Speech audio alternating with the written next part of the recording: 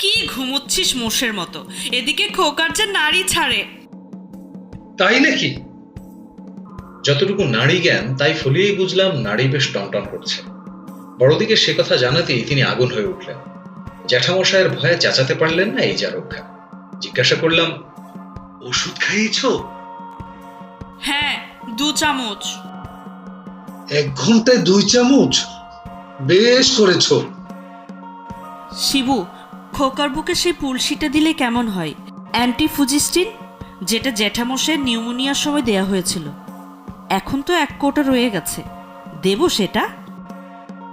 Doctor তো পুলটিস দিতে বলেনি। ডাক্তার তো জানে, সেটা দিয়ে কিন্তু জ্যাঠামশাইয়ের খুব উপকার হয়েছিল। আমি নিজে দেখেছি। তুই স্টোভ জ্বাল, আমি ফ্লানেল জোগাড় করি। আমি ইতস্তত করছি দেখে বড়দি অনুচ্চ